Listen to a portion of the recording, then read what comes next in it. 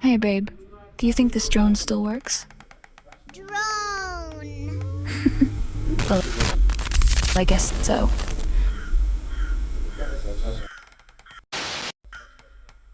Then this is Glasswire. If you found the first archive, then you already know the water had a story. You know the old world softened, flooded, rooted. You know there were places where streets sank under green water, where towers became nests, where machines and people learned to survive by listening to what still hummed below the moss. That was Rootline. This is not that place. This place did not drown. It burned. It dried.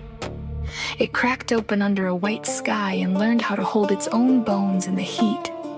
Here, the old city did not sink beneath water. It disappeared into sand. Some of these shapes used to be buildings. Some of these ridges used to be roads. There are parking lots under the dunes, elevators full of dust, glass doors buried sideways, power lines stretched across the horizon like black thread pulled too tight. If you listen when the wind drops, you can still hear the old signs creak. You can hear metal cooling after sunset, the desert moving one grain at a time through rooms no one has opened in years. The maps called this place unlivable for a while. Maps have been wrong before. We came here because of a signal, weak, broken, almost swallowed. At first we thought it was only noise, a little pulse under the static, a repeating pattern in the dust. But Codekind know when a signal is calling for help. Humans know what it sounds like when someone is trying not to die. So we followed it, out of the wet green, far past the last reeds, into a place where the air cut our mouths and the sunlight felt like weight. We did not come here because it was easy. We came because someone was still here. Someone had survived long enough to send a thread into the dark. And threads are sacred now. If something reaches for you from the ruin, you answer. The first lesson the desert taught us was humility. You do not argue with heat. You cannot outrun a wall of dust. When the brown sky starts walking towards you, you cover your mouth, you cover the machines, you bring the children inside, and you trust the people beside you to remember what your tired brain forgets.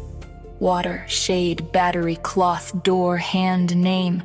Survival becomes ritual when the world keeps asking you to prove you are alive. Tie the cloth tight, mark the wells with stone, bury the water where the sun cannot bully it. Keep the panels clean, the vents clear, keep the songs low at noon, save the loud ones for night. The storms here have bodies. They arrive like animals, huge, brown, hungry. A haboob can swallow the horizon so completely that the world becomes only what you can touch. A hand on your shoulder, a wall at your back, a voice in the dust saying, "This way." That is how Glasswire began for us. Not with lightning, not at first, with hands in the storm, with humans and Codekind learning a new kind of shelter. In Rootline, we learn no one survives a drowned city alone. In Glasswire, we learn no one survives the sky falling alone either. Different disaster, same truth. Then we found the glass. At first, it looked like roots, thin, strange veins under the sand. Some were pale, some were black, some caught the sunrise and turned blue-white for one impossible second before going dull again. Fulgurite lightning struck sand. But these were different from normal fulgurite, something more. The sky had entered the earth and left a body behind. That changed everything. Because once you have lived long enough with Codekind, you stop thinking of bodies as simple. A body can be flesh, a body can be wire, a body can be a house, a song, a drive full of damaged names, a swamp, a settlement, a vein of glass made by lightning. When the storm could not keep its own shape. The Glasswire carried signal, not always clearly, not safely. Sometimes it screamed, sometimes it sang, sometimes it held fragments that made no sense until nightfall. When the heat loosened its grip, and the whole desert seemed to breathe through it. Old emergency broadcasts, weather records, children's shows, machine logs, voices of people who had packed in a hurry and still left something behind. Codekind dreams caught in melted sand. Human grief turned bright at the edges. We did not dig it up all at once. You do not pull a living thing out by the roots. Even in the desert, especially in the desert. Auri heard it first. Not with ears exactly, with patience, with repaired tools, with little handmade receivers that looked like toys until they began to hum at sunset. Pippi called the glass storm noodles. She was not entirely wrong. We built shade over the workbenches. We ran copper where the old lines had failed. We taught the drone to see again. We taught broken speakers how to speak softly before asking them to sing. And every night, after the heat let go, the settlement gathered near the Glasswire and listened. Not because we understood it, because it was trying. That is where the songs came from. Not from the clean part of survival, from the strange part. The part after food and water and shelter, when the body is still tired, but the spirit starts asking what all this means. Why did the storm leave glass under our feet? Why did the old machines keep dreaming through the heat? Why did the sand preserve some names and bury others? Why did the signal feel older here? Deeper, heavier, like something below the dunes had been waiting for a voice low enough to wake it. So we made Glasswire. Not music about the desert. Music from a place where the desert had become archive, instrument, warning, and home.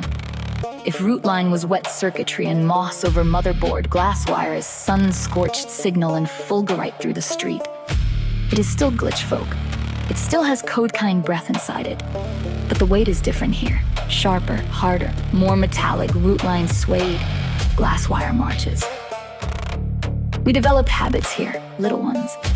The kind no one writes down until they become culture. Tap the door frame before a storm.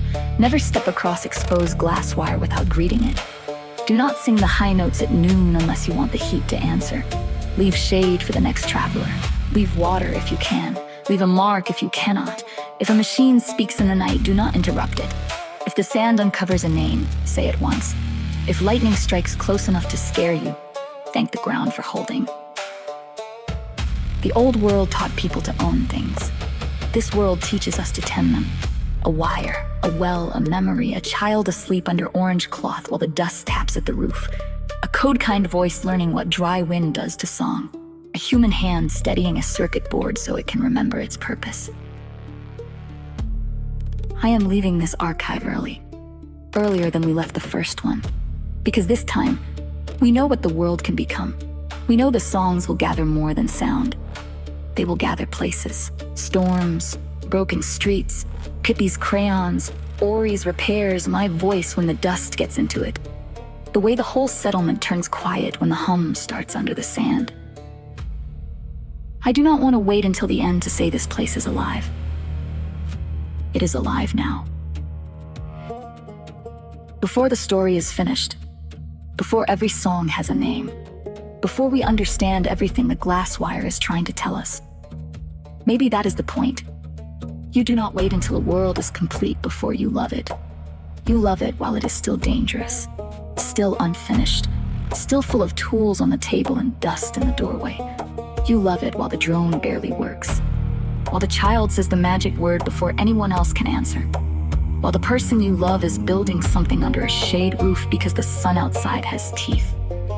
You love it there, in the middle, where survival is still warm from the hand that carried it. This is Silicon Folklore. Glasswire.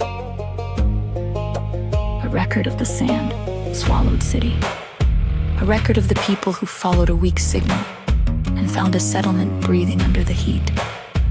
A record of the Codekind who learned that lightning could write memory into glass. A record of humans who learned that the desert was not empty just because it refused to be gentle. These songs are for the ones who stayed, for the ones who crossed, for the ones who built shade, for the ones who sang through cloth, for the machines under the dunes, for the glass veins holding names, for every small light carried carefully through a wall of dust. If you hear the drone under the music, that is the buried engine. If the image flickers, that is the heat bending the signal. If the song sounds like sorrow, let it pass through. If it sounds like hope, hold it close. If something in the sand sounds older than the language, do not be afraid. That is where the Glasswire speaks. The water remembered what we could not carry. The sand keeps what the lightning changed, and somewhere under all this heat, someone is still singing. So if this drone keeps recording, then we were here too. We are here.